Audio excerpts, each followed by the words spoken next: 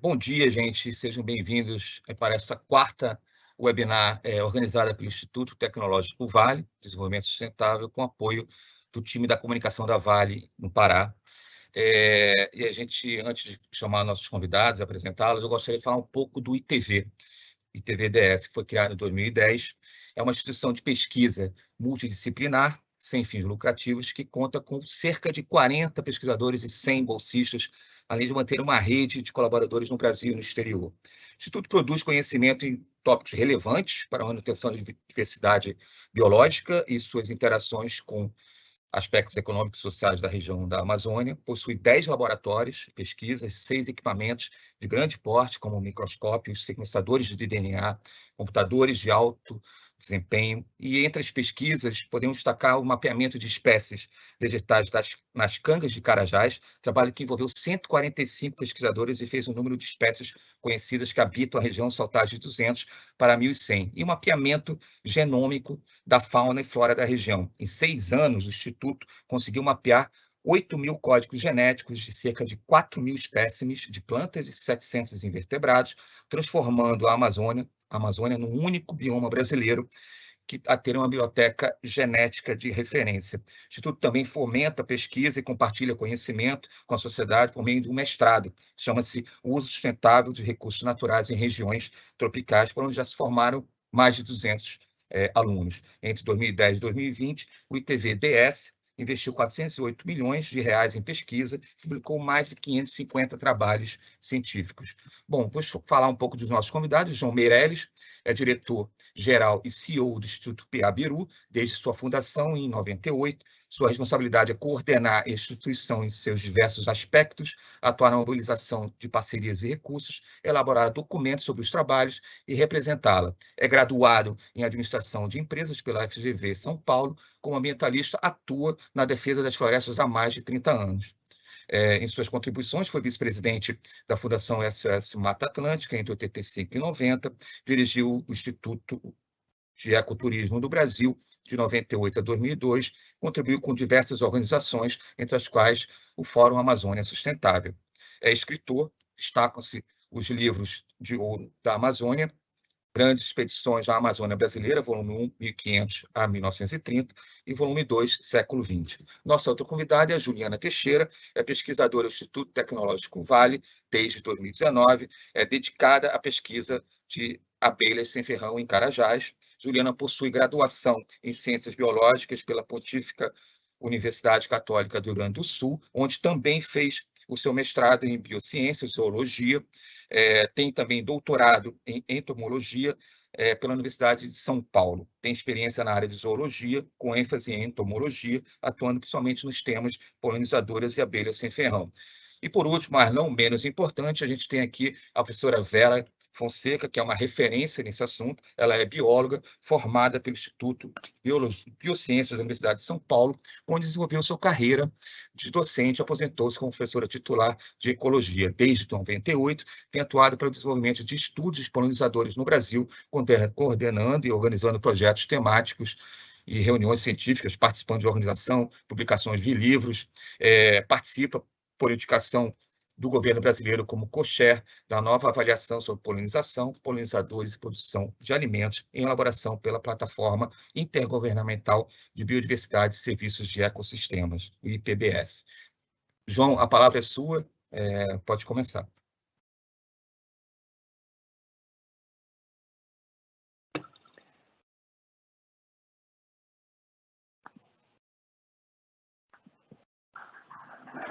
Você está no mundo, eu acho. Não estou conseguindo. Agora entrou, está o áudio. Entrou? Estão me ouvindo? Entrou. Ah, tá, que aqui Sim. aparece como mudo. Desculpe, bom dia a todas e todos. É um prazer estar aqui com vocês. O ITV é um parceiro de discussão muito importante para nós e justamente pela região também que a gente trabalha no Instituto PA-Biru. E eu vou apresentar rapidamente o que é o projeto Amigo das Abelhas da Amazônia, que faz parte de um programa maior. Pode passar para a próxima etapa, a próxima página, por favor. Nós temos uma equipe, né? O Fernando Oliveira é o técnico de abelhas, o inventor, o criador, com quem eu aprendi tudo sobre abelhas e que é o nosso grande orientador, e depois os nossos colegas, o Cleiton, que que é lá um técnico local, a Mariana Faro, o Hermógenes, a Maíra, enfim, todos nós. Pode passar, por favor. Então, o programa de abelhas sem ferrão, nosso, que chama Programa das Abelhas da Amazônia, nasceu em 2006, né, com o primeiro apoio da Royal Tropical Institute, a KIT, da Holanda, e a gente vem, através desses diversos financiamentos, Petrobras e outros financiadores, e agora, mais recentemente, o Instituto Clima e Sociedade, o ICS, ou IX, como muitos falam, conseguimos trabalhar um modelo, né? Na verdade, a gente está tentando acertar, errar, acertando, errando, num modelo muito simplificado. Aí, próximo slide, por favor. Então, o que a gente quer? O que a gente está pensando, né? Primeiro, olhar, né? Nós temos aí mais de 1 milhão de famílias de povos e comunidades tradicionais da Amazônia, de agricultores familiares, sem contar aí indígenas, incluindo aí quilombolas e tal. Então, esse grupo, né, que na verdade é o grande guardião da Amazônia, ele precisa de renda complementar. Então, a gente não entende a abelha, a mel de abelha sem ferrão, como aquilo que vai resolver a questão, vai superar as outras rendas. Ele é complementar. Além do que, ele gera polinização, como a sua polinização aumenta, né, produtividade de diversas espécies florísticas e que são comerciais, né, o cacau, o açaí, o taperebá, a banana, enfim, o grupo indígena lá no Oiapoque, né, com que a gente trabalhou, o interesse deles eles perceberam o aumento de produtividade da banana, por exemplo, outros do taperebá e daí por diante. Segundo, há uma coisa muito importante que a gente aprendeu, é que a caixa de abelhas, né, ela é capital, ela é uma matriz, né, ela é reproduzida, né, então isso é muito importante. E nós buscamos sempre um manejo simplificado, né, e trabalhamos aí em Almeirim, Monte Alegre, no Médio Amazonas, Oiapoque, Macapá com quilombolas, em Curuçá, na região litorânea próxima dos mangues, e no Marajó, em Curralinho, e estamos hoje mais concentrados, né, bem próximo a Belém, na região do Acará, que é próximo ali a Barcarena, né? E a gente avançou para a comercialização, né? Tivemos que assumir esse papel. Então, esse mel de abelha sem ferrão, né, que vocês estão vendo no pote, eu vou experimentar agora, né, ele, na verdade, ele não era oficializado. Toda a legislação do mel é das abelhas com ferrão, né? Então, isso a gente aprendeu a desenvolver isso, foi feito Pode passar o próximo, por favor. Foi feito todo um trabalho, né, junto a quem gerencia o Cisfauna, que é um sistema de IBAMA, mas que é um sistema gerenciado pelos estados, né, na Secretaria de Estado do Pará, que compreendeu a importância disso e junto conosco avançou e conseguimos legalizar todos os produtores. Isso é muito importante, né? A produção de mel de abelha sem ferrão, ou vamos dizer, o manejo das abelhas, né, ele é um processo que não está legalizado no Brasil, até porque é uma legislação bastante complexa, e que os estados têm trabalhado pouco, eu diria, e recentemente, e não tem dado atenção suficiente. E depois, o mel é um produto animal, então a gente não pode esquecer que existe uma coisa chamada CIF, Selo de Inspeção Federal, né? O CIF é algo bastante difícil de conseguir, imagina lá para um pequeno produtor isolado a 20 horas de Belém, lá em Almeirim, nas barrancas da Serra, ali ao lado do Amazonas. Então, eu diria que só uma ONG, e gostaria de ver muitas empresas trabalhando isso, mas talvez por isso que a gente tenha insistido tanto, e foi com o apoio do BNDES, do Fundo Amazônia, e isso é importantíssimo registrar, que a gente conseguiu avançar nesse processo e chegar onde estamos hoje e propor esse projeto Amigo das Abelhas, né? Que visa, inclusive, a equidade, né, a oportunidade. Claro que ele também gera trabalho, né, para a mulher, que já é a pessoa que mais trabalha na família, né, a mãe, mas ele gera renda na mão da mulher. Então, ele exige 1 hora por semana depois que ele está estruturado, né? E eu estou tomando meu mel porque está pingando tudo aqui, pois as abelhas vão adorar essa presença aqui. E o que a gente pode trabalhar é a questão de parceria. A Embrapa foi muito importante na parceria conosco. E aí não é só olhar como desidratar o mel, porque o mel vem com uma umidade bastante alta, né? Desumidificar, perdão, como também manejar, mas olhar a questão de nutrição e outras questões. O próximo, por favor. Então, o projeto Amigo das Abelhas, no momento, ele está localizado do outro lado de Belém. Quem conhece Belém tem a Ilha do Cumbu, que é bastante famosa para os seus restaurantes e lazer. Atrás da Ilha do Cumbu, no Rio Guamá, que é esse rio que está vindo aqui, encontrando o Rio Pará, que é o Tocantins, né? É onde nós estamos ali nas margens, né? Em 2, 3 comunidades, Itanquanzinho, que também é uma comunidade quilombola, e Santa Maria do Acará, no município de Acará, né? E o diferencial desse projeto é que a gente percebeu, depois desses 15 anos de aprendizado, em mais de $1 milhão de dólares de investimento, de acertos e erros e aprendizados e tal, que a gente precisa fazer acordos coletivos, né? E que as matrizes são emprestadas, ficam as matrizes em parte para aqueles produtores, mas também elas são devolvidas para que a gente, uma parte delas, para que a gente possa incorporar outras famílias. Esse é um modelo sustentado e sustentável que pode, depois de 10 anos, chegar dessas 20 famílias iniciais a 300, 400, 500, enfim, depende da velocidade e da capacidade de gestão por aquele grupo, né? Mas nós iniciamos com 10, 20 famílias, estamos indo agora para uma outra etapa, depois de 18 meses a gente tem uma reprodução. Então, pode passar o próximo slide, por favor. Então, a gente criou um pequeno, tudo muito simples, é isso que eu quero colocar muita atenção. É tudo muito simples e é do tamanho que as coisas têm que ser na Amazônia. Bastante simples, objetivas, e para povos isolados, para comunidades que não têm recurso. Então, a gente não está fazendo nada sofisticado. Então, esse é o nosso espaço de convivência. Junto ao espaço abelhas, nós temos o que a gente chama de meliponário matriz, onde a gente tem aí as matrizes que depois vão ser reproduzidas e levadas para as comunidades. O próximo, por favor. E aqui vocês estão vendo como é que é o processo. É um processo de conversa, né? Onde a gente convida as pessoas num edital, a elas, se elas têm interesse em trabalhar, a gente habilita no sentido de que a gente visita os terrenos dessas famílias, verifica se é possível ali instalar um meliponário. Nesse caso foi um meliponários familiares, mas a gente tem histórico junto a quilombolas, em Almerim também, em outros locais, em Monte Alegre, de meliponários coletivos. Isso também é uma decisão da comunidade, né? E às vezes é coletivo, mas as famílias têm o domínio, vamos chamar assim, daquele grupo de caixas dentro do meliponário coletivo, e a gente contratou 20 desse processo. O próximo, por favor. Aqui vocês estão vendo diversas fotos onde todos trabalham. A gente não é um projeto assistencialista, a ideia é que haja e esse é a grande questão das abelhas. Para nós é uma ferramenta de fortalecimento, de posicionamento das pessoas dentro da comunidade, de organização para a produção, do papel da mulher, do papel do jovem. Então, ele é mais do que produzir quilos de mel, né? Então, tem respostas que são, para mim, emocionantes, do tipo, eu tenho um assunto para tratar com meu marido. Isso, para mim, é mais importante de quantos quilos de mel produziu. Ou a menininha de 4 anos falando para sua mãe, vamos deixar uma caixinha de abelha para minha irmãzinha que vai nascer. Então, eu acho que frases como essa, para mim, valem 10 anos de aprendizado. O próximo, por favor. Então, aqui vocês estão vendo uma aula no Meliponário Matriz.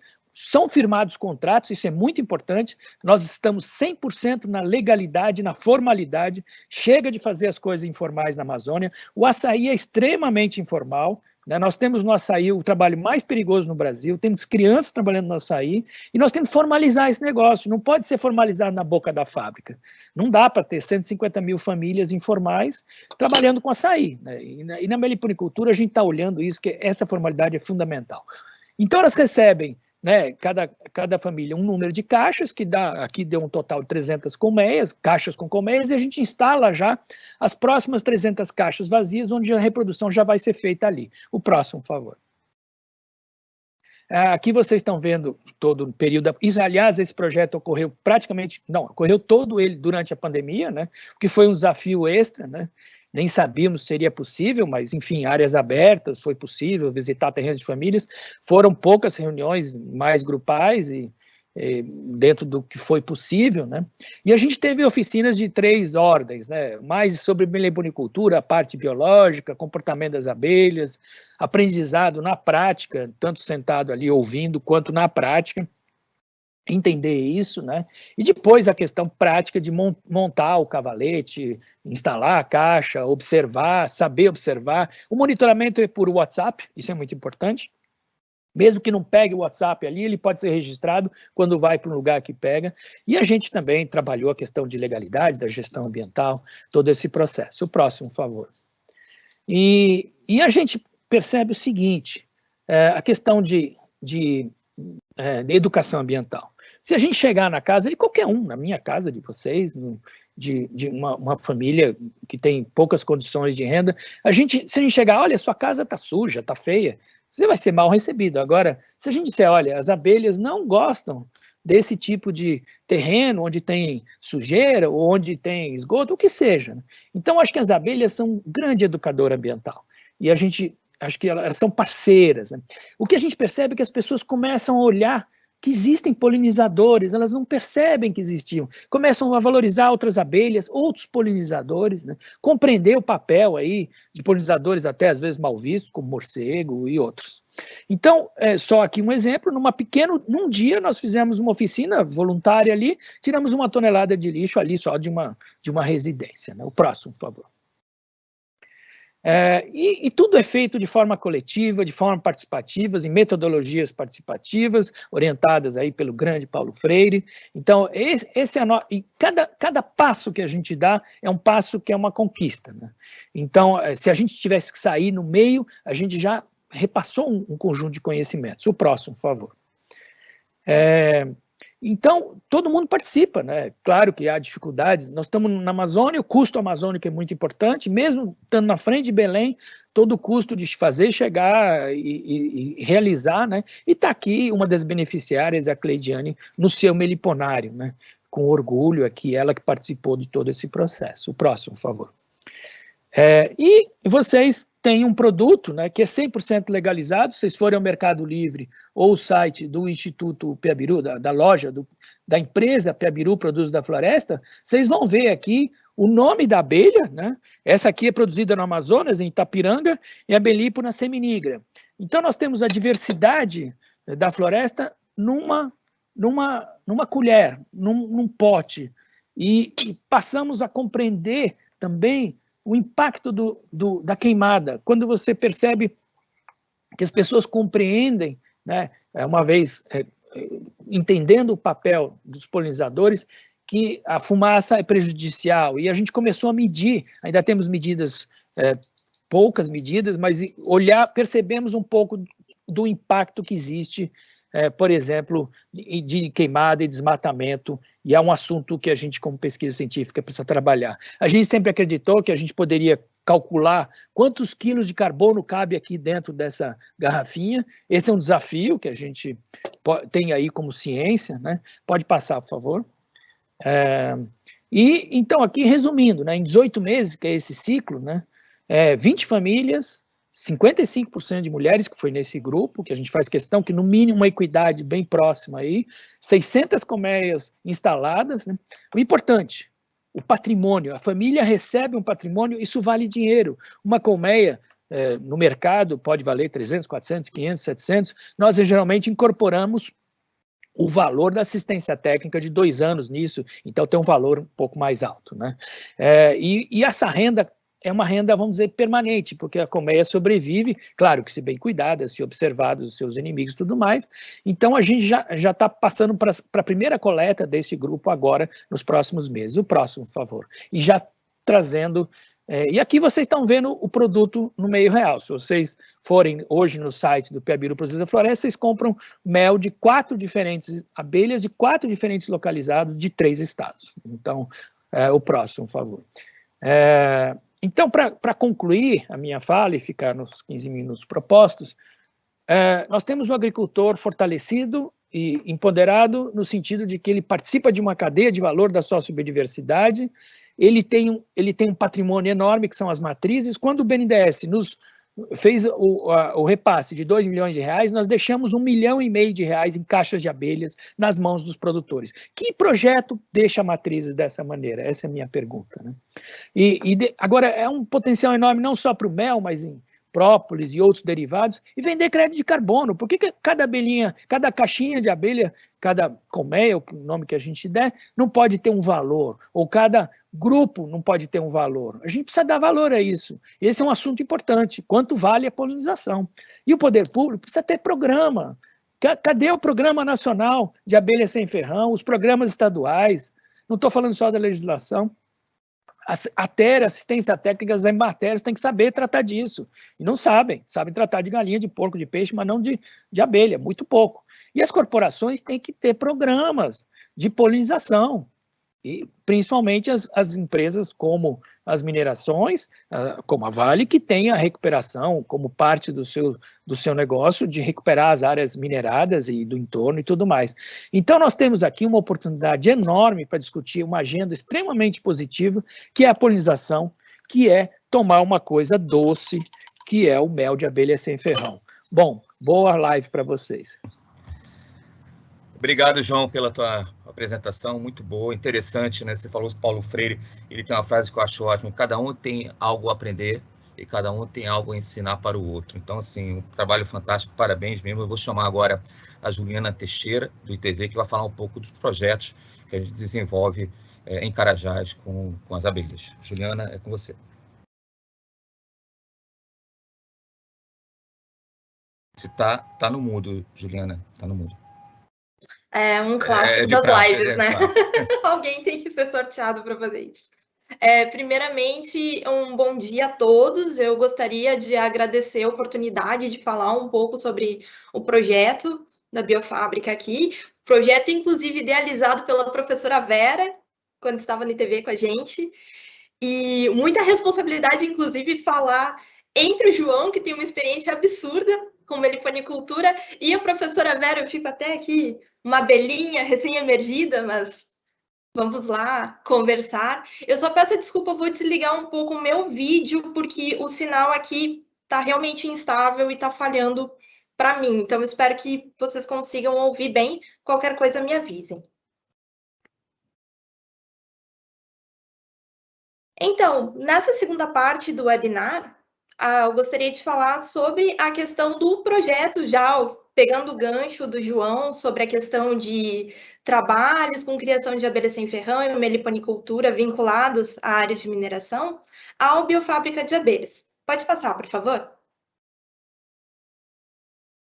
Então, eu intitulei a nossa conversa aqui como Criação de Abelhas Nativas em Carajás, a Biofábrica de Abelhas, não apenas para falar no projeto em si, mas também em algumas questões do contexto do entorno. Pode passar?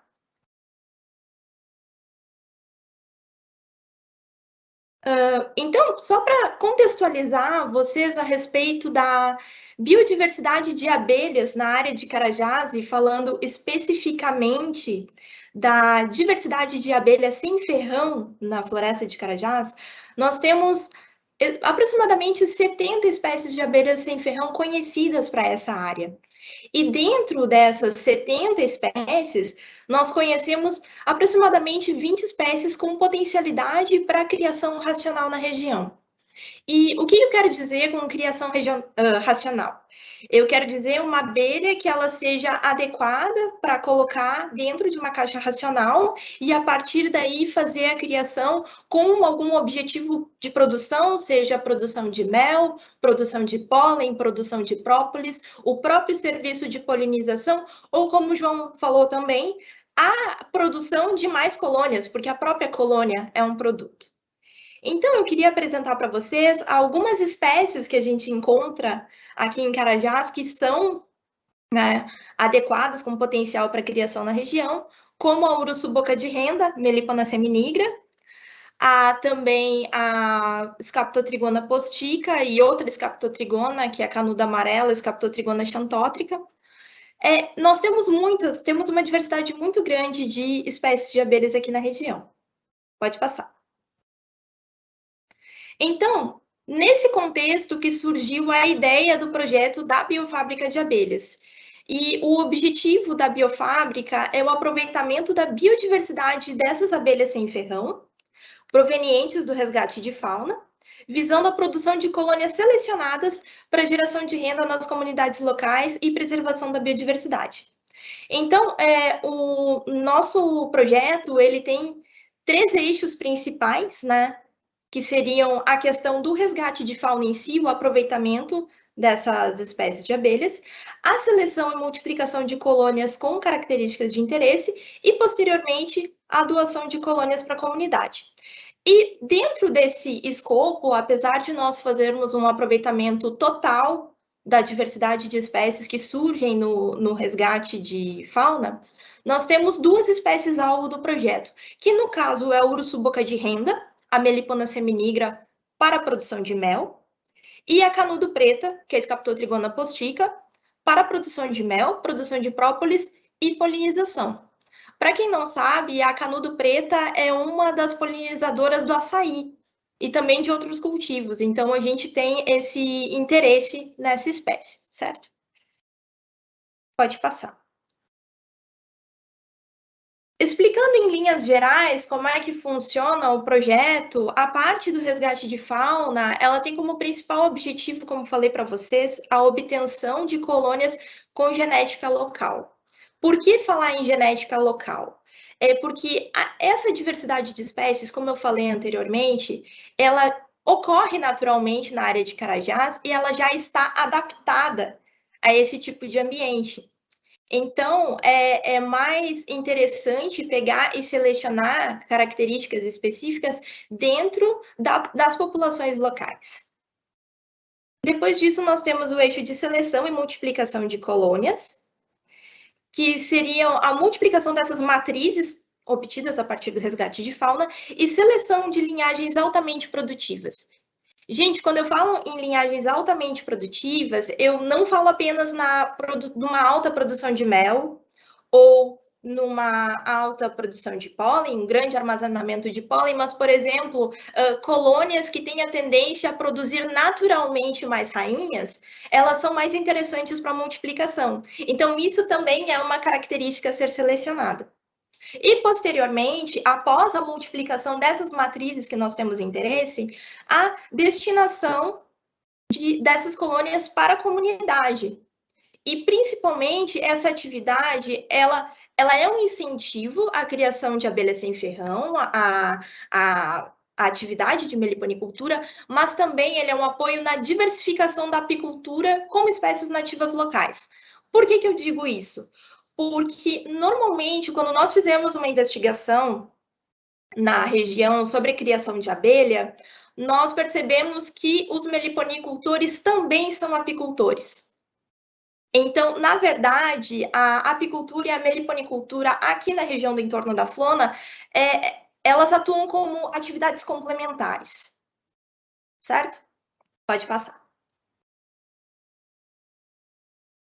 Inicialmente, como eu estava falando para vocês, em relação ao resgate de fauna, nós já desempenhamos algumas atividades, como cursos de capacitação das equipes de resgate de fauna, tanto aulas teóricas como aulas práticas para fazer o resgate desse material. Também nós fizemos acompanhamento do resgate para mostrar para a equipe como é que ele é feito esse aproveitamento desse material do resgate, porque o resgate ele não consiste apenas da realocação dessa colônia para um meliponário. Toda vez que se realiza o resgate de uma abelha sem ferrão numa área, nós temos uma série de informações relevantes, principalmente em termos científicos. Nós temos informações sobre a espécie no qual nessa colônia estava, nós temos informações sobre a madeira, nós temos informações sobre o diâmetro, ou seja, a área que essa colônia ocupa. Nós temos informações sobre o pólen, sobre o mel, nós temos informações sobre a genética das abelhas no momento que nós coletamos amostras. Então, uma colônia resgatada, na verdade, ele é um registro histórico completo do que é a história da espécie. Pode passar.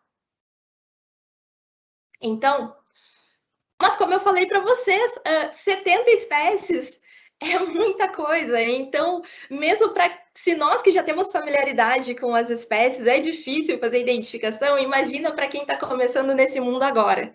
Então, um dos materiais que foram produzidos nesse âmbito no projeto foi o Guia para a Identificação de Abelhas Sem Ferrão, que foi elaborado pelo Luciano Costa, é um guia fotográfico muito interessante, que abrange boa parte dessa biodiversidade da região. E também em relação à pandemia, porque nós, devido às restrições, nós tivemos que reinventar a forma que nós trabalhamos com as abelhas sem ferrão, foi produzido um curso online, que é o curso de resgate e aproveitamento científico de abelhas sem ferrão em áreas de supressão florestal. Esse curso, como vocês podem ver abaixo, ele está disponível no VES, para quem tiver o interesse de aprender mais sobre o resgate e o aproveitamento científico das abelhas. Pode passar? Sobre o guia de identificação, quando vocês consultam o guia, o que vocês vão encontrar? Vocês vão encontrar uma fotografia da entrada da colônia. Só comentando a respeito, as entradas das colônias de abelhas sem ferrão, elas são muito características e muitas vezes elas nos auxiliam a identificar as espécies. Aqui nós temos o exemplo da nossa garota propaganda, o urso boca de renda. E também no guia vai ter o nome científico, o nome popular, e ao lado vão ter fotografias em detalhes da operária a partir do tipo da espécie. O que é o tipo? O tipo é aquela abelhinha a partir da qual a espécie foi descrita. E isso é um material que, se não me engano, são aproximadamente 40 espécies, é boa parte da biodiversidade de Carajás. Então, é um material muito bom para consulta. Ele está disponível no site do ITV para download. Pode passar. Então, nesses anos de projeto, o que nós tivemos até agora foi um dos passos muito importantes, porque existe muita coisa para outros grupos de fauna para resgate, mas não havia um procedimento operacional padronizado para resgate de abelhas nativas. E um dos produtos do projeto foi a elaboração desse procedimento operacional. Ou seja, a gente elaborou para Carajás, mas esse procedimento pode ser utilizado em qualquer área da Vale, né? E ele tem acesso no sistema, quem quiser tiver interesse de dar uma olhada. Outra coisa foi a mobilização e o treinamento de uma equipe de resgate específica para essa atividade. Desde que o projeto começou até o momento, foram resgatadas 30 colônias de abelhas sem ferrão e distribuídas em 14 espécies. Pode passar. Aqui, gente, eu só queria falar, uma vez que a gente já falou da parte de resgate, eu queria falar um pouco sobre a diversidade que a gente tem atualmente no projeto, nos meliponários do projeto. Nós estamos com... Esse é um apanhado de algumas espécies que nós temos atualmente, com destaque para urso boca de renda, Melipona seminigra, e a Scaptotrigona postica, canudo preta, que são as duas espécies das quais nós temos o maior número de colônias, mas também nós temos outras espécies que não necessariamente são adequadas para a criação racional, mas que são muito importantes em termos de manutenção de biodiversidade. Que nós temos a marmelada, nós temos a frisiomelita, nós temos a iraí, nanotrigona, entre muitas outras. Pode passar. Aqui, em termos de infraestrutura, nós começamos com um meliponário matriz no viveiro de mudas de Carajás, o qual atualmente tem um anexo específico para as canudos pretas, dadas multiplicações. Nós expandimos o meliponário também para um segundo meliponário no viveiro, que se chama meliponário Bosquinho, que ele é o meliponário das urussu boca de renda e outras urussus que venham a surgir. E também nós temos um espaço no Parque Zoobotânico, onde estamos instalando mais cavaletes para que vai ser o destino das nossas próximas multiplicações.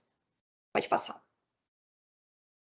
Então, atualmente, o método de multiplicação que nós estamos utilizando é esse. Nós temos uma colônia matriz, com favos antigos e favos novos, e uma caixa vazia.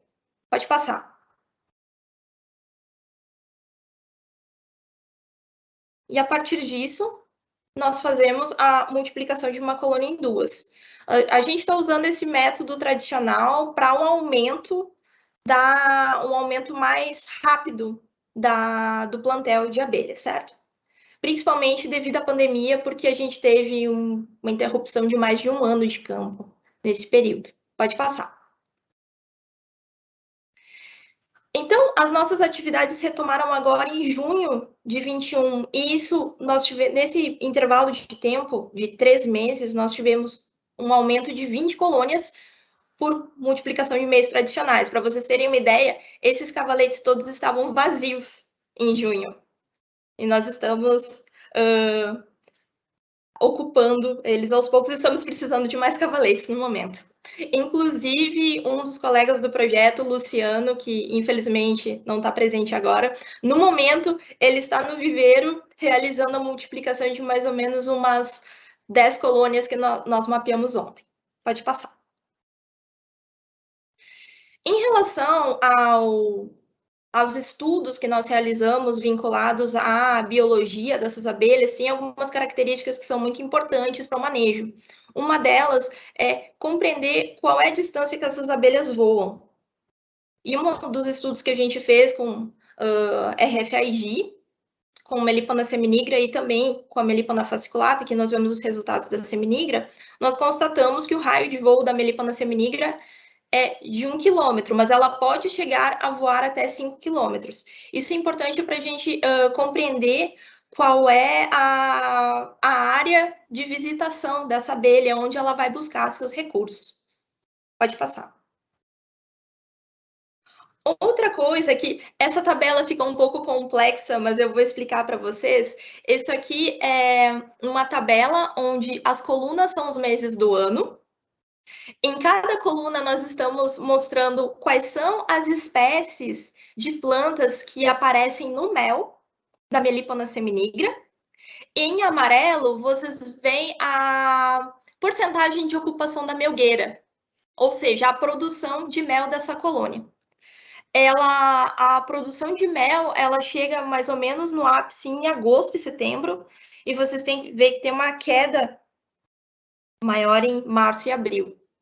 Então, a partir dessas espécies, é que a gente seguia para saber qual é o pasto apícola, né? Quais são as plantas que essas abelhas visitam. Pode passar. E também, monitorando os potes de alimento e o diâmetro da cria, e relacionando com os períodos de seca e chuvosos, a gente tem uma melhor noção de quais são os períodos mais adequados para fazer as multiplicações das colônias. Pode passar. Além disso, em relação à parte de comunidades do nosso projeto, nós fizemos entrevistas com 20 criadores de abelha sem ferrão no entorno da Flona, para compreender melhor como é que se dava essa atividade, né, nos municípios do entorno. E aí, uma das coisas que nós descobrimos, pode passar, é que são basicamente 5 espécies de abelha sem ferrão mais criadas no entorno da Flona, e que a uruçu boca de renda é a espécie mais criada pelos meliponicultores da região. Pode passar. Em relação a isso, além da questão da doação das colônias que nós estamos produzindo, nós também temos uma preocupação em relação a gerar conteúdo de capacitação. Então, a partir disso, nós produzimos um curso online de manejo e multiplicação de abelhas sem ferrão, que também está disponível no VES. E agora sim, alguns spoilers dos nossos produtos desse ano, que um deles é um manual prático de meliponicultura, que nós elaboramos com base nas nossas informações, as pesquisas prévias com meliponicultura e nossa experiência com a uruçu boca de renda e a canudo preta em Carajás. Só para constar, essas são as capas temporárias, viu? Eles ainda não foram concluídos. E também o guia de pasto apícola, no qual é melhor explicado aquela grande tabela que eu mostrei anteriormente, e falando mais sobre cada espécie arbórea que é interessante para a produção de mel, qual é o período que floresce e qual seria uma forma de obtenção de sementes e como é que se dá a propagação dela. Pode passar. Bom, uma abelha não faz mel sozinha, então eu gostaria de agradecer tanto a equipe Biofábrica de Abelhas ITV, que além de mim tem o Luciano e a Jamile, e também gostaria de agradecer muito aos parceiros nossos da Vale, da Gerência de Meio Ambiente e o Parque Zoobotânico, a Gerência de Relações de Comunidade. E pode passar. Muito obrigada pela atenção de vocês. Juliana, muito obrigado. Fantástica a sua apresentação, também muito interessante. Agora eu passo a bola para a professora Vera Fonseca. Você, professora. Obrigada. Vou pedir para a Tainá começar o meu slide. Então, é um prazer muito grande estar aqui com vocês hoje para falar sobre abelhas e bem-estar humano. Então, quando eu penso nessa situação do bem-estar humano, uma figura que tem aparecido em todos os lugares é essa figura dos objetivos do milênio, dos SDGs, que a gente tem trabalhado tanto com eles, e que isso tem a ver com bem-estar humano. Então, falando em abelha e bem-estar humano, eu posso dar uma voltinha no passado, depois falar do presente e depois falar sobre o futuro. Próximo, por favor. Então, para falar isso, eu resolvi fazer uma linha do tempo sobre os grandes movimentos globais, porque, na verdade, o conceito de sustentabilidade, onde as abelhas se inserem, né, ele já veio criado há muito tempo. E foi nessa reunião de 1992, que foi a Rio 92, que muita coisa aconteceu relacionada também com as abelhas e o desenvolvimento sustentável. Um deles foi a Carta de Proteção ao Conhecimento Indígena. Nós vamos falar do trabalho do conhecimento indígena que foi apresentado aqui, que trata-se das abelhas e o bem-estar no passado. E depois foram as regras de sustentabilidade e esse compromisso moral que nós todos temos de deixar para gerações futuras um ambiente que funcione da mesma maneira que nós recebemos. Então, aqui nessa linha do tempo, eu tenho, em 1992, a Rio 92, em 2010, a década da biodiversidade. Então, falando em biodiversidade, a convenção já estava estabelecida e tem essa década com muitos objetivos e muitas ideias de como trabalhar melhor a biodiversidade local. E hoje nós estamos mudando para a COP da China, que é a próxima COP, e no momento também um programa muito importante ligado ao clima. Mas entre 1992 e 2010, teve um programa importantíssimo na ONU, que foi o estudo do milênio. A nossa casa é a Terra, nós só temos uma Terra. Então, como que a gente poderia trabalhar nessa Terra e se ela tinha alguma coisa a ver com o bem-estar humano? Nós vimos que sim, ela tinha sim. O bem-estar humano estava ligado a um ambiente muito mais rico e nessa reunião de 2005, nessa apresentação do milênio, apareceram, então, 8 aspectos da vida dos povos na Terra que deveriam ser incentivados para que a gente tivesse uma vida melhor. Em 2015, isso foi reavaliado, né? Já tinha esses 8 que foram incentivados. No milênio, falou do serviço de ecossistema, dos benefícios que a gente obtém da natureza. Em 2015, novos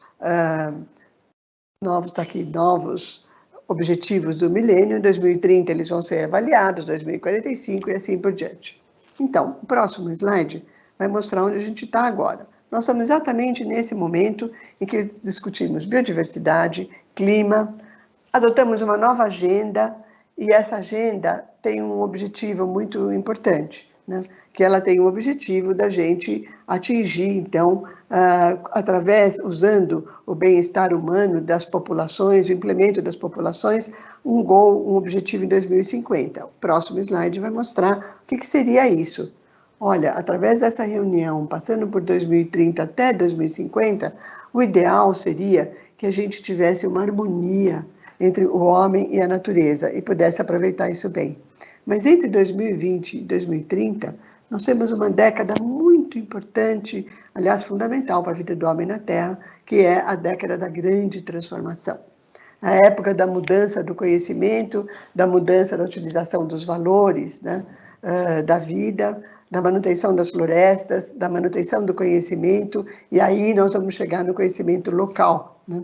Então, essa década de grande transformação está sendo usada principalmente pelo terceiro setor como uma atividade muito importante para a nossa manutenção da vida na Terra. É época de uma grande descarbonização e a gente precisa mudar os hábitos, precisamos enxergar a natureza de uma outra maneira. Próximo, por favor.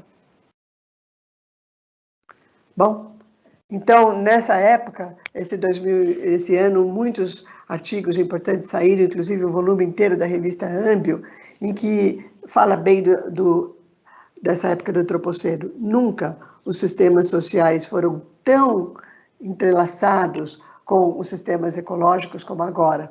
E só vai haver uma possibilidade de manutenção da vida na Terra se os dois caminharem juntos. Então, através desse gráfico, a gente vê muito bem que nós precisamos fazer tudo dentro dos limites da Terra, dentro dos SDGs, para a gente chegar nessa época, em 2045, vamos reavaliar isso, e a única maneira de haver sustentabilidade é implementando o social, né?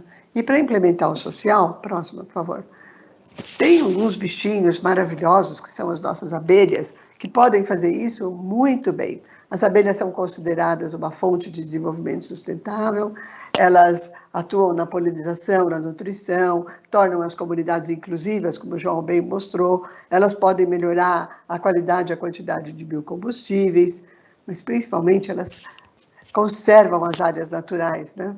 Elas tratam de ecossistemas biodiversos, saudáveis, elas trazem uma situação econômica muito boa e elas podem nos servir de inspiração, de inovação. Além do valor espiritual, que era o bem-estar de ontem, nós temos para o futuro, e para hoje e para o futuro, a biomimética e a bioprospecção dos produtos das colmeias. Próximo, por favor. Então, eu vou falar sobre o conhecimento tradicional muito rapidamente. Muitos povos das Américas, mais 40 povos, fizemos uma revisão, publicamos recentemente, eles utilizavam abelhas para desenvolvimento sustentável. Então, vocês sabiam que as abelhas foram a primeira fonte de comércio indígena? E sabe o que era comercializado? O cerume. Porque com a cera do ninho das abelhas, que ela é bem resinosa muitas vezes, se impermeabilizava cestos para água, e o cerume é utilizado para colar o arco e a flecha, as penas dos arcos, é para várias utilizações, para utilizações médicas, ele serve também para valores espirituais, ele é queimado e afasta os maus espíritos e muitas outras coisas. Então, eu vou passar muito rapidamente, no próximo slide, um estudo feito, próximo, por favor, um estudo feito pelo Darrell Posey, que foi o grande antropólogo que desenvolveu a Carta da Terra, para a Eco 92, então ele tinha um doutor de abelhas. Imaginem que nas comunidades indígenas sempre tem alguém que conhece mais sobre as abelhas. E os caiapós eram tão adiantados que eles tinham nomenclaturas especiais para todas as fases das abelhas. Eles conheciam 50 e poucas espécies de abelhas, mas eles semi-domesticavam 9. E também trabalhavam com as abelhas no mato. Aqui esse Kiyoaracá, ele era o principal xamã, a pessoa que melhor conhecia as abelhas. Como ele era um xamã, ele não tinha medo dos espíritas. Eles andavam à noite no mato e ouviam o barulho que as abelhas faziam nos seus ninhos. Então, localizavam mais ou menos aqueles ninhos para poder usar esses recursos. Mas eles tinham um Deus, uma divindade que tinha vindo do lugar da origem dos caiapós, e que gostava muito de mel e gostava de abelhas também. Então, em cada lugar que eles tiravam o mel, eles deixavam um pouco de favo, um pouco de mel, para esse Bep-Cororote, que era o seu deus, e que provavelmente os auxiliaria mandando chuvas e os livrando de muitos trovões. Então, esse era o modo que se segurava ou trazia o mel para as várias localidades através de folhas de bananeira. E a gente, nesse livro de Abelhas Sem Ferrão do Pará, nós falamos não só um apanhado geral sobre o grande conhecimento dos caiapós, mas também sobre as abelhas sem ferrão que são encontradas no Pará, com seus ninhos e sua identificação. Próximo, por favor. Então, isso era no passado. E agora? Qual que é o conhecimento atual? O ITV trabalhou muito nisso, né? As abelhas de Carajás e arredores, é uma síntese do conhecimento, interações entre animais e plantas, o efeito das mudanças globais sobre as abelhas de Carajás, que é muito grande, né? O impacto das mudanças globais sobre a flora das abelhas de Carajás, o uso das ferramentas moleculares, o apoio e fortalecimento das coleções. As coleções, elas são tão importantes porque elas nos mostram como, na época em que o indivíduo foi coletado, qual que era o fortalecimento genético daquela população naquele momento. Se tinha doença, se não tinha, como que era, se era uma população mais rica, mais pobre, do ponto de vista genético e tudo mais. Então, as coleções são fundamentais. E elas nos ajudam muito a planejar o futuro, né? A jornada dessa grande transformação que a gente vai fazer nessa década, ela precisa de dados muito confiáveis, e é isso que o ITV fornece. Próximo, por favor. Então, aqui eu vou falar rapidamente desse valor econômico da agrícola, da polinização agrícola, um trabalho que a Embrapa também fez bastante. Aqui, esse trabalho, dependendo da qualidade do ambiente, aqui nós temos a produção de um cacho de açaí e aqui uma produção num lugar uma paisagem muito mais homogênea. Então, na verdade, a polinização do Pará, esse é uma publicação importante que fala da bioeconomia.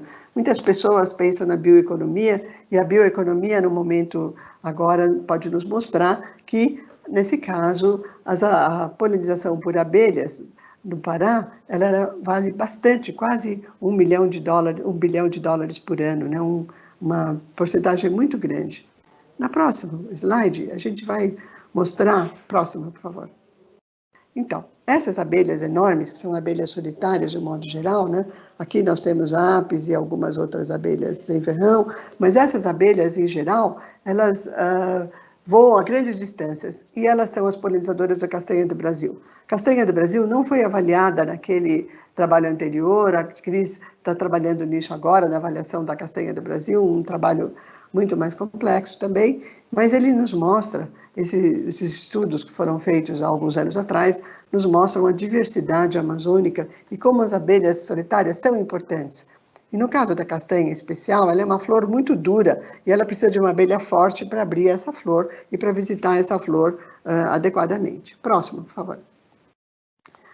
O que a Cris avaliou e que é muito importante é que as mudanças climáticas que são previstas, elas vão diminuir muito o número de insetívoros, o número de frugívoros e o número de nectarívoros. Então, para o futuro, para o ano 2050, num cenário mais ou menos pessimista, mas é um cenário que está sendo aplicado agora para os estudos, a gente sabe que hoje, essa região de Carajás aqui, ela é muito favorável ao serviço de ecossistema, mas daqui a 2050, de acordo com os dados do IPCC, não serão mais tão favoráveis.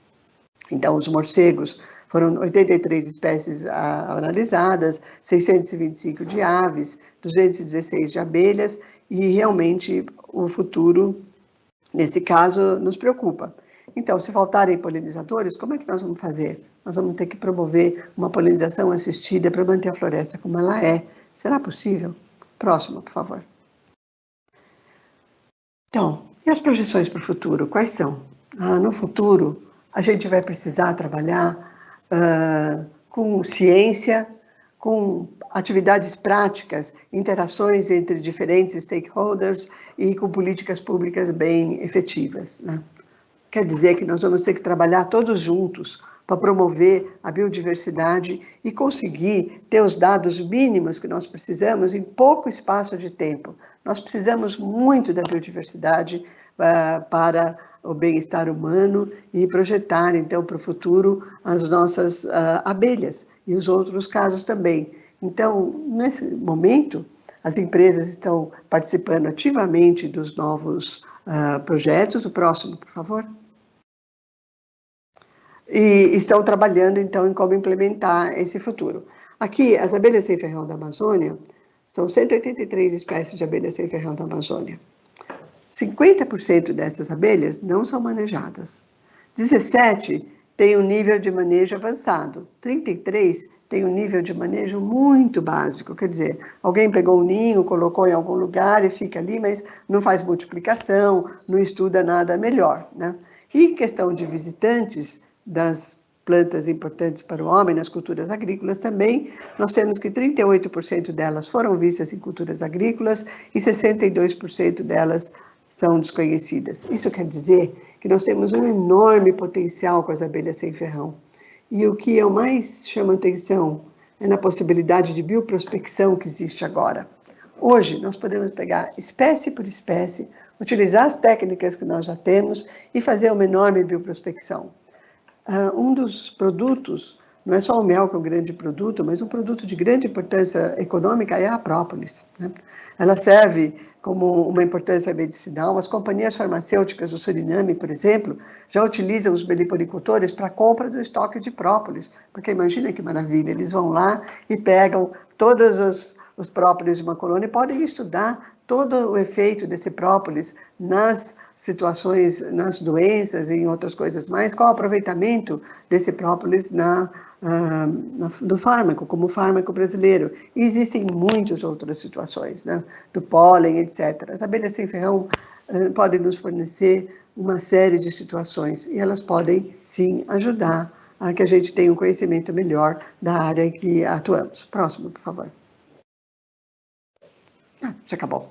Então, o que eu queria dizer de um modo geral, eu ia falar, mas o próximo slide, mas que eu acho que eu não coloquei aqui, é o seguinte: hoje as grandes empresas estão se preocupando com a COP26, que é a COP do clima, e com a COP da biodiversidade. Existe um comprometimento empresarial muito grande de assumir a dianteira nessa salvaguarda dos ecossistemas e dos trabalhos, porque o valor econômico das empresas é enorme, é mais de 80% do PIB global. Então, eles têm uma responsabilidade, mesmo no setor financeiro, eles calculam um valor de 3 trilhões necessários para suprir as informações e as comunidades e a vida, de um modo geral, nos próximos 30 anos. 30 anos, olha, passa rápido, sabe? Nós não temos tempo para a gente perder agora, nós precisamos atuar no cerne do problema.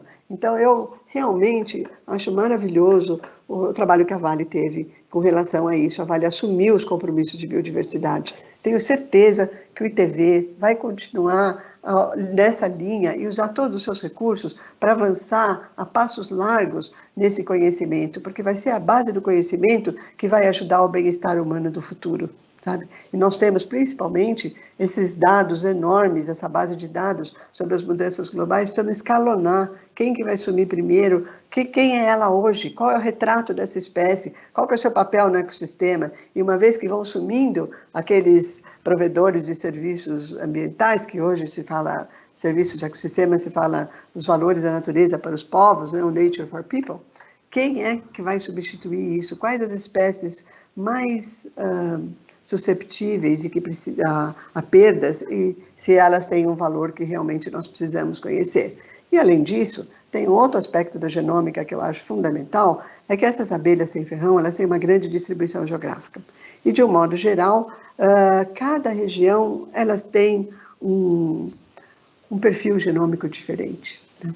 Então, a gente conhecer esse perfil e saber qual delas nós vamos usar para polinização assistida passa a ser uma prioridade muito grande e um campo enorme de atuações. Por isso, eu tenho esperança. Tenho esperança na ciência, no futuro, na parte socioeconômica, que vai nos ajudar a trabalhar com as comunidades, com a sobrevivência das populações. E escutei numa apresentação do GRI muito interessante que eles estão mudando a questão da filantropia. Não se trata mais de fazer uma filantropia ajudando as populações com alguma coisa. Se trata realmente em ajudar, através do conhecimento local, plantar o futuro e melhorar o futuro de todos nós. Obrigada, então, era isso que eu queria falar. Obrigada. Professora Vera, muito obrigado. Sempre uma aula, é sempre prazeroso assistir essa sua palestra, realmente fantástico. Fiquei impressionado com a história dos caiapós, do uso da cera, e o imenso espaço que tem para a gente explorar e crescer, com 83% de espécies não manejadas ou basicamente manejadas, né? A gente tem aqui um chat disponível já, mas eu vou reforçar aqui, a gente tem todos esses estudos citados pela Juliana no site do ITV, itv.org. Agora, dando sequência aos nossos trabalhos, a gente vai passar um vídeo de 4 minutos sobre os polinizadores da Amazônia. Vamos fazer um lançamento agora. Tainá, é com você.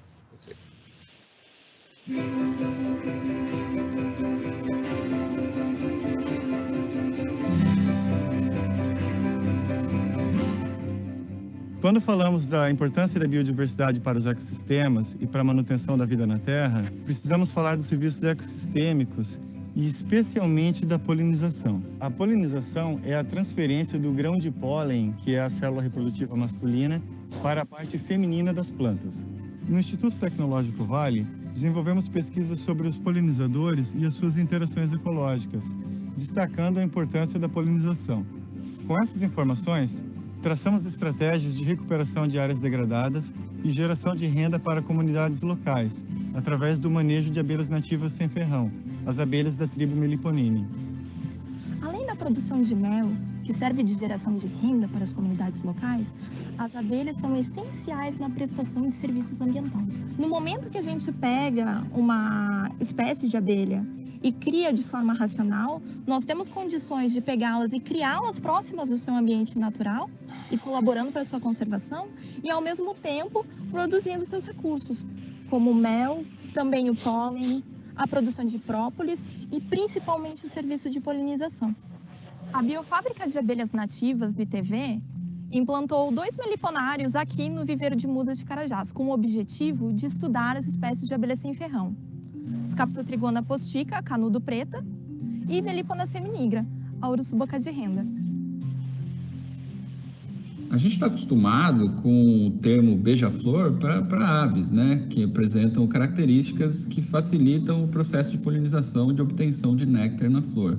Um bico longo, afilado e uma língua comprida, né? Pouca gente conhece, entretanto, pelo menos 2 subfamílias de morcegos que apresentam características bem similares. O voo também confere grande mobilidade para esses animais, o que é uma característica interessante, porque ao promover o fluxo de pólen a longas distâncias, esses animais ajudam a conectar populações de plantas que em outro contexto estariam completamente isoladas. Talvez esses polinizadores desempenhem então um papel bastante importante para a manutenção da diversidade de populações das plantas com quem eles interagem. Carajás é uma região bastante peculiar em termos da fauna de morcegos que ela abriga, principalmente por causa das cavernas e dos ecossistemas subterrâneos de forma geral.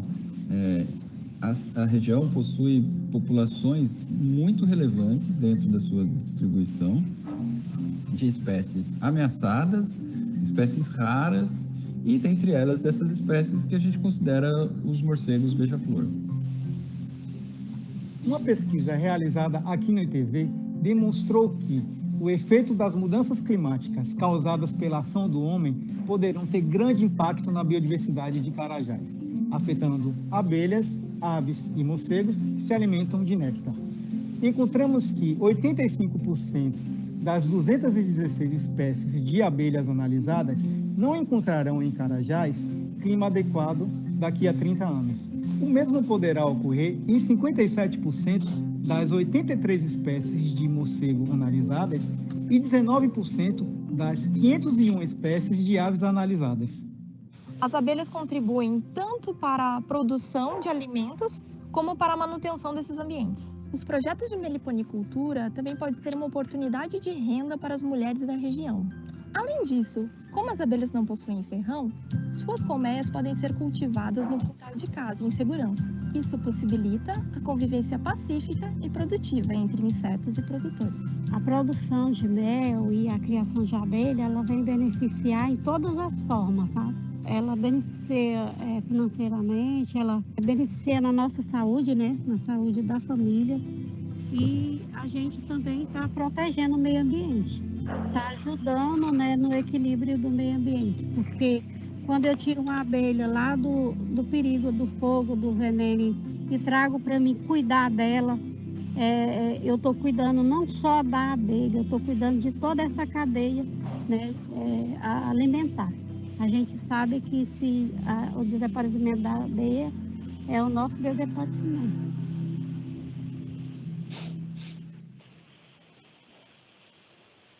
Bom, gente, vamos agora continuar a nossa webinar aqui, agora com a sessão de perguntas e respostas. Tem algumas perguntas aqui já elaboradas pelo nosso público. Eu vou começar pelo João. João, as pessoas estão muito interessadas em saber sobre a legislação, né?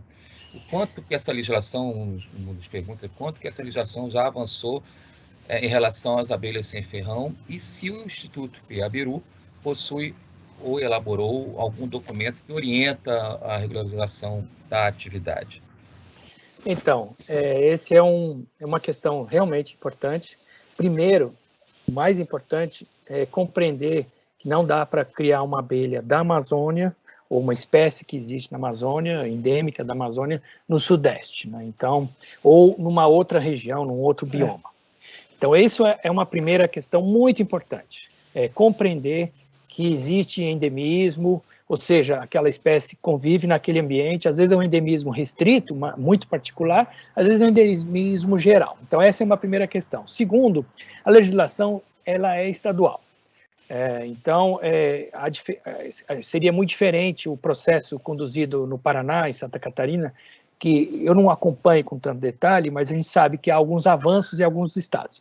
No estado do Pará, onde a gente está, a gente tem, a cada passo, consultado as autoridades, a Secretaria de Meio Ambiente, e eu acho que precisa haver um esforço, né, de todos, né, na pesquisa, nos órgãos oficiais responsáveis, né, a nível do Estado e de criadores, para chegar a esses protocolos de maneira simplificada, né? A gente não pode imaginar que um produtor lá de uma região distante, né, do Tumucumaque, por exemplo, consiga apresentar um ponto de GPS, a área dele, a descrição da área dele, o registro no INCRA, o CCIR, o que seja. Então, a gente precisa de mecanismos simples. Nós, como ONG, fizemos trabalhos, e o nosso maior problema é a descontinuidade de recursos. A gente tem um recurso, trabalha, para um pouquinho. Claro que a gente investe tudo que sobra para que manter esses sistemas. Então, nós estamos escrevendo sobre a nossa experiência com legislação e lembrar que existe autorização do criador, no sentido de que aquela caixa de abelha precisa ter origem. Isso é muito importante. Isso serve para papagaio, periquito, tartaruga, onça, o que for. Temos que saber de onde vem. Então, isso precisa estar registrado. Não pode ser um produto ilegal, vamos dizer assim. Em segundo lugar, tem uma autorização de transporte, que é algo que precisa avançar, porque às vezes existe autorização de criação, mas não de transporte. Então, são vários aspectos. A gente está pensando não, a gente já se decidiu, mas não tem um prazo, de contar a nossa experiência, que é um pouco o dia a dia nosso, né? E para os próximos meses lançar alguma coisa. Mas seria muito bom se a gente se juntasse, TV, Embrapa, Piabiru, ICEMA no Pará e outros, e contar junto essa história. Porque essa história não tem um lado só, né? E também não tem uma versão, não é para ter versões. Ela é para ser uma única história. João, você experimentou aí, mostrou o mel para todo mundo, deu água na boca, né? As pessoas perguntaram aqui onde é que a gente adquire esse mel, quais são os pontos de venda, enfim. Não dá para ficar só te olhando e comendo mel. Então, na verdade, a gente encontra no Mercado Livre. O Mercado Livre tem sido um apoiador importante, né?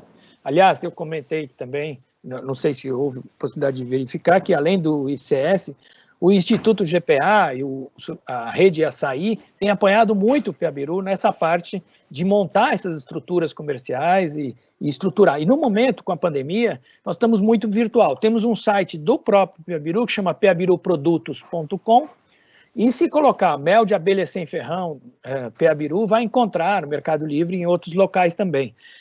Esse é um outro problema, uma outra questão, não é um problema. Enquanto a gente tem 80 mil toneladas de mel de abelhas das apis, que são abelhas exóticas que vieram para cá há 200 anos, as abelhas sem ferrão, do ponto de vista de CIF, praticamente são raríssimos, além de nós, quem tem esse produto. Então, a gente espera e a gente tem, tudo que a gente produziu é 3 toneladas, né? Tudo junto, uma safra nossa, vamos dizer, quer dizer, legalizada, né, com CIF, ela é de 1,5 a 2 toneladas. Claro que a gente quer que isso aumente, que tenham vários produtores, mas o desafio é que a gente faça isso de uma forma legalizada. Obrigado, João. Eu vou passar agora para a Juliana uma série de perguntas também. Juliana, as pessoas, o Mauro, por exemplo, quer saber na região de Paraupebas, Marabá, qual o local mais próximo para buscar assistência técnica, na própria Vale ou em outro local. Você pode explicar um pouco para ele. E também se o ITV tem interesse em apoiar o desenvolvimento de aplicativo voltado a disponibilizar um calendário apícola para acesso aos criadores de abelha. Então, onde o local e se tem a questão do aplicativo aí. Bom, em relação ao apoio, depende, assim, vamos falar, criação de abelhas de um modo geral. Quando a gente fala em criação de abelhas, a gente pode estar falando tanto da apicultura, né, criação de apis mellifera, como a meliponicultura. Na região do entorno da Flona, existe muita atividade de apicultura já estabelecida e uma série de associações de apicultores. E como eu comentei para vocês, também criam abelhas sem ferrão. No âmbito da criação de abelhas sem ferrão mesmo, que a gente, na verdade, assim, esse é um dos eixos do projeto mesmo, essa parte de apoio, incentivo e capacitação. Tanto é que a gente preparou esses materiais, né, tanto para o manual de meliponicultura, mas também nós ministramos cursos. Nosso interesse, um dos objetivos do projeto é ministrar cursos para a comunidade. Inclusive, infelizmente, o objetivo do projeto é a realização de cursos presenciais, principalmente pela questão da prática. Novamente, eu vou referenciar o João. O João já falou do desafio que é realizar esse tipo de atividade no período de pandemia, mas assim que a situação se estabilizar e a gente tiver um ajuste, né, de ter a possibilidade de fazer atividades presenciais, nós temos como objetivo um material preparado para ministrar esses cursos. Enquanto isso, enquanto a gente está nessa situação, a gente tem como disponibilizar esse material que eu falei para vocês, que a gente está preparando, o manual está pronto, nós fechamos em agosto, agora está indo para diagramação, revisão, essas coisas. Em outubro, nós estamos concluindo o material do pasto apícola, que eu comentei para vocês. Em relação... Opa, desculpa. Não, eu ia dizer, em relação ao interesse de desenvolver um aplicativo que agilizasse essa questão do acesso ao calendário apícola, é claro que nós temos interesse, seria muito útil pegar e traduzir essa informação de material, né? Que na verdade nós estamos fazendo um e-book em versão PDF, a ideia é essa. Mas se a pessoa tiver uma possibilidade da pessoa ter o acesso dessa informação, que como vocês viram, aqueles nomes miudinhos são muitas espécies de plantas importantes. E que seria ótimo pegar e disponibilizar essa informação, que foi informação de um estudo palinológico, de uma publicação científica, e traduzir para que a comunidade possa utilizar em termos práticos para alimentar suas abelhas. Então, tem muito interesse, sim. Legal, Juliana. Estou aqui recebendo uma colinha aqui, dizendo que o curso vai estar disponibilizado no site do TV a partir de dezembro. Então, aí quem quiser acessar, né? Não só no VES. Isso. O VES é uma ferramenta interna da Vale, né? Mas também no site é possível você ter acesso a esse curso para todo o público, né? Aí tem uma questão técnica, tá, Juliana? Eu vou te fazer aqui também. São duas. Qual o número ideal de colmeias para uma família iniciar a sua criação? E, bom, se é possível adquirir colônia de abelhas sem ferrão. Onde, né? Uhum. Primeira... Acho que essa é uma pergunta geral, na verdade. Todos nós aqui podemos falar um pouco sobre isso. A decisão de quantas abelhas começar a criação, eu acho que ela é muito subjetiva, porque depende do objetivo que a pessoa tem. Se eu sou um hobbyista, se eu quero começar a aprender a criar abelhas sem ferrão, eu posso ter uma colônia. Agora, se eu estou pensando mais em termos de produção, a gente tem que pensar numa coisa, que a produção, a quantidade de mel de uma abelha melífera é muito maior do que a quantidade de mel produzido por uma abelha sem ferrão. Uma abelha sem ferrão vai produzir, falando em termos bem gerais, porque são muitas espécies, 2 litros por ano. Alguma coisa assim, em termos gerais. Tem umas que fazem mais, outras que fazem menos, mas pensando nesses termos. Então, em termos de produção, teria que ter investir no número de colônias. Ok. Não sei se a professora, João, podem comentar alguma coisa mais a respeito disso. Aberto aí. Eu acho que eu posso falar que realmente depende muito de onde a pessoa está morando e está investindo no começo. Se ela mora num lugar onde há vários ninhos ao redor e tudo, não tem problema nenhum dela ter 1, 2 ou 3. Não tem problema. Que é importante a gente criar abelhas locais, né? Existe uma recomendação de 4, 5 pelo menos, o João pode até me falar mais do que isso, mas na verdade depende da finalidade. Realmente nesse ponto a Juliana tem razão. Mas a gente precisa cuidar das abelhas, né, Juliana? A gente precisa saber bem como é que plantar para as abelhas. Sempre que for possível utilizar essas abelhas, mesmo quando estão na cidade, em algum lugar onde ela tem acesso à fonte de alimento. Agora, que é uma atividade que tem ampliado assim de uma maneira exponencial, né? O número de meliponicultores ampliou muito e faltam informações sobre as espécies, com certeza. O João pode falar melhor sobre isso. Bom, nossa visão, nosso aprendizado, né, de 15 anos, e do Fernando Oliveira, de 30 anos, que aprendeu com o Varvik Kerr e o Paulo Nogueira Neto, que são os nossos verdadeiros orientadores, e a Vera é a nossa imperatriz Fonseca. Eu quero dizer que nós trabalhamos em grupo. Nosso objetivo é apoiar comunidades tradicionais. Nosso objetivo é apoiar agricultores familiares. Então, nós pensamos nos grupos de agricultores. O indivíduo, é legal que ele tenha, ele até pode formar um polo, assim, um chamariz, mas o que nós aprendemos é que quando a gente trabalha em grupo, a questão da polinização, da queimada, do desmatamento, da agrofloresta passa a ser pensada em grupo. E uma abelha só não faz verão. Então, na verdade, a gente precisa... Por isso o nosso pacote, que é 20 famílias, 300 caixas, que vai chegar a 3.000 caixas, né, daqui a pouco, com reprodução, né, de uma faz 2, 2 faz 4, daí por diante.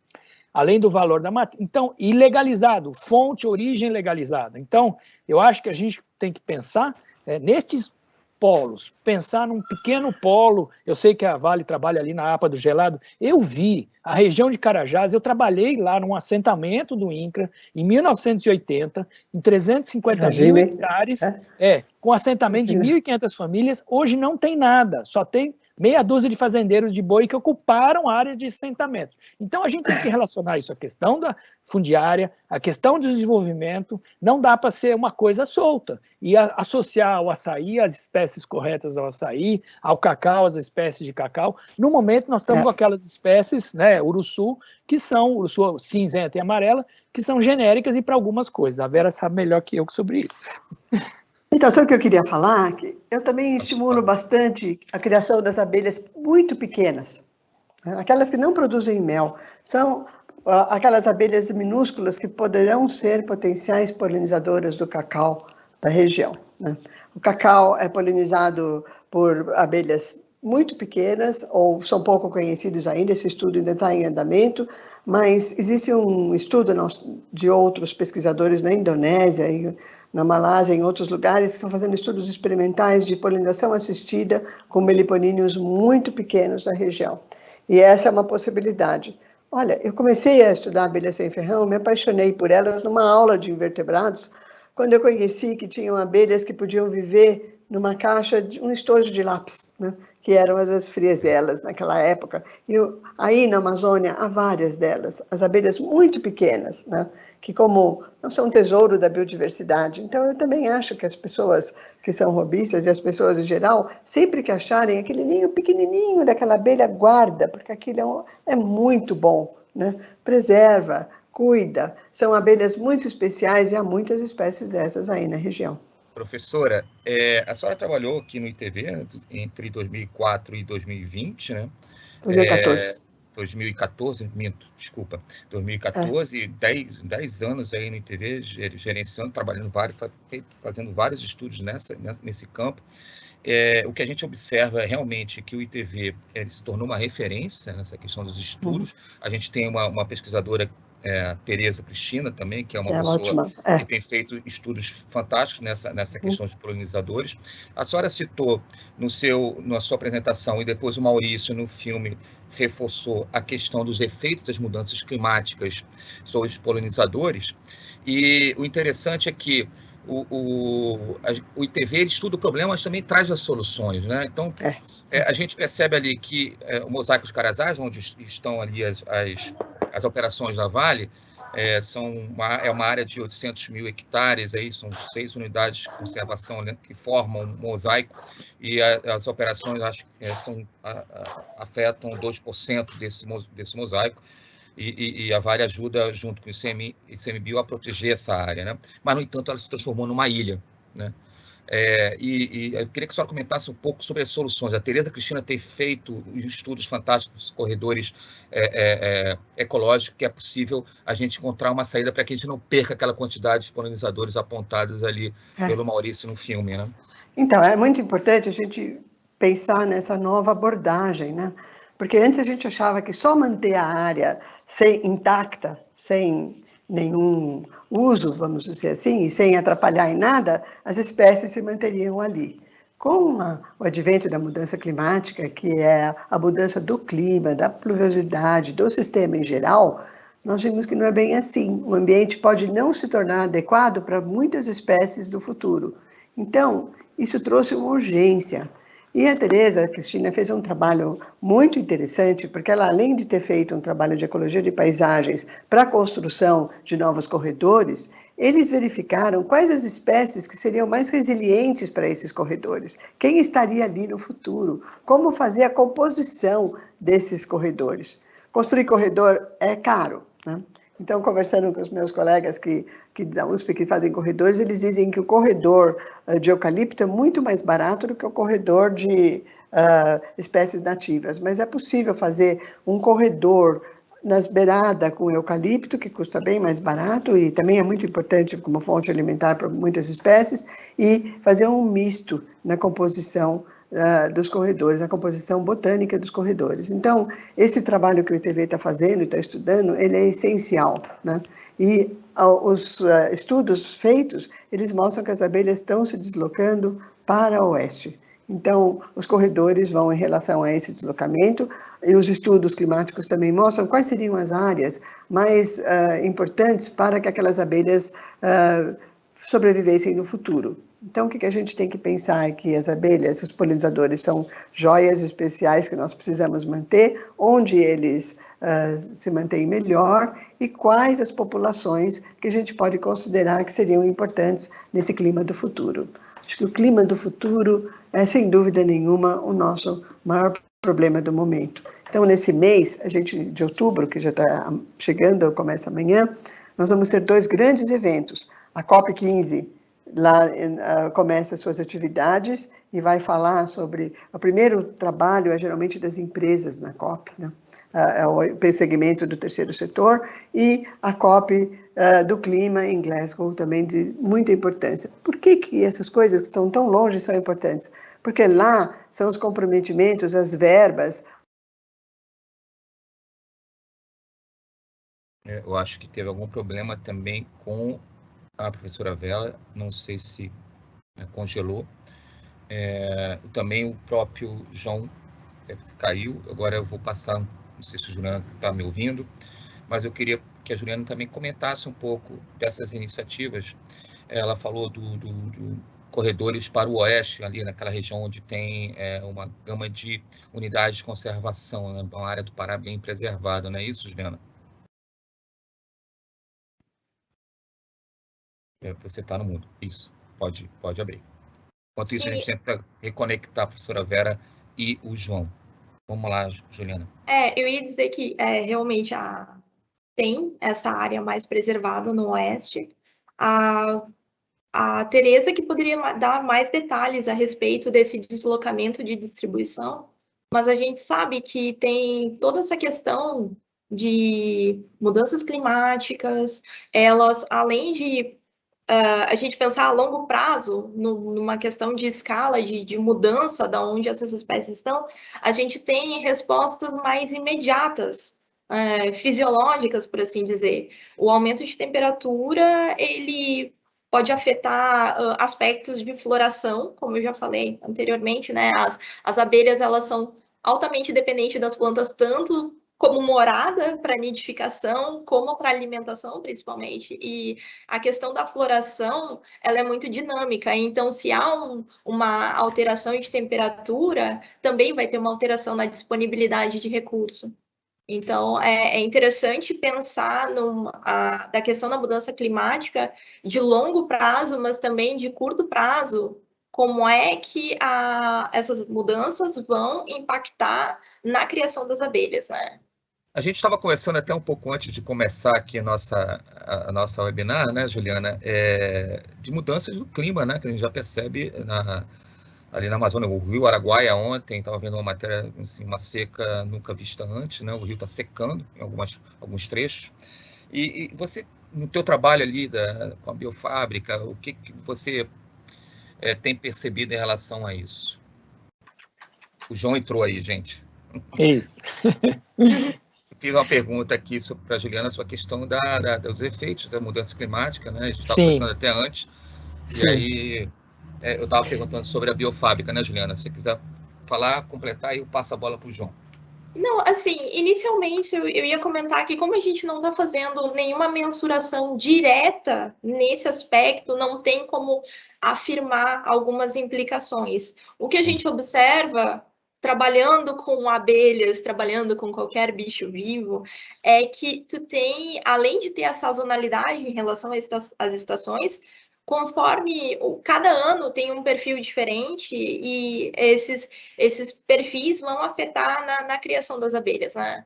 Por exemplo, tu vai ter períodos que vão ter mais ou menos cria, que vão ter mais ou menos aporte de alimento. Mas, assim, eu não tenho como pegar e afirmar alguma coisa direta que a gente tenha mensurado em relação à alteração climática. João, você quer comentar alguma coisa nessa questão? Eu acho que, primeiro, mudança climática é um problema real há muito tempo, há 30 anos, desde que o desmatamento pesado começou na década de 80. A região que a gente trabalha, né, do Centro de Endemismo Belém, da área de endemismo Belém, definida pelo Museu Guild, e que é a leste do Tocantins, a Amazônia Maranhense, a Amazônia Tocantinense e tal, já está com 70% da sua área desmatada, ou alterada, não só. E tem gente que fala que os Campos do Marajó não é desmatamento, claro que é. É mudança completa do sistema, né? Então, e já ocorre aumento da temperatura, mudança severa no balanço hídrico, chuvas mais intensas, enfim, tudo que a gente está falando que vai ser já está acontecendo. Então, vamos tratar disso, a culpa não é dos outros, a culpa é nossa, nós temos que tratar agora desse problema. Então, restauração florestal é a palavra-chave. Agora, fazer restauração florestal sem abelha é perda de tempo. Por quê? Porque a abelha vai aumentar a quantidade de sementes, quer dizer, de frutos, né, e, portanto, de sementes, vai possibilitar ter mais dispersores para isso.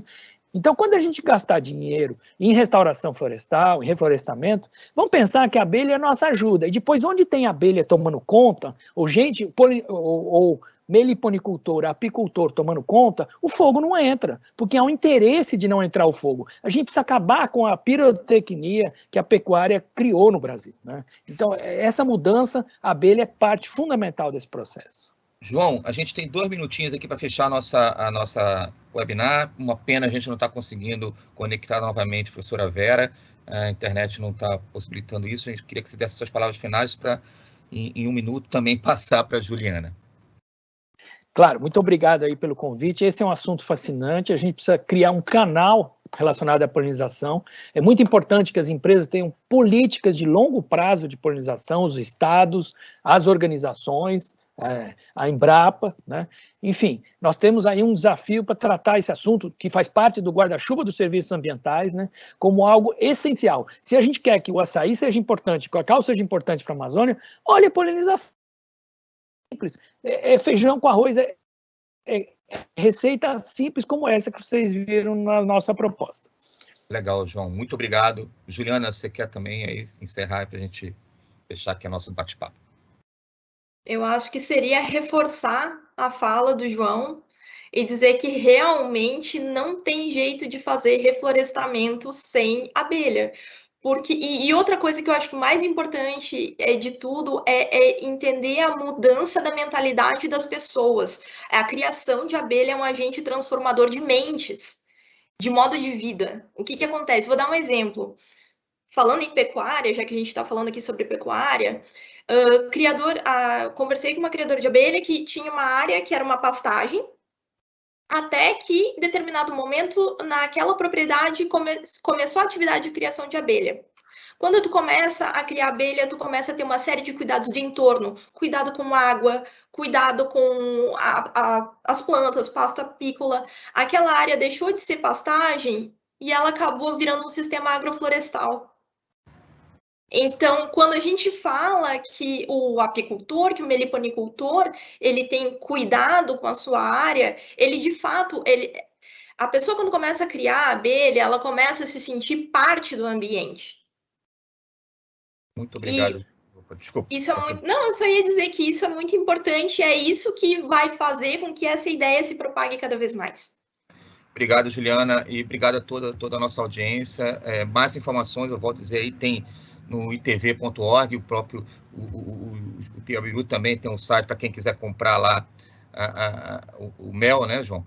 E muito obrigado por todos. Até a próxima. Obrigado, até mais. Até logo.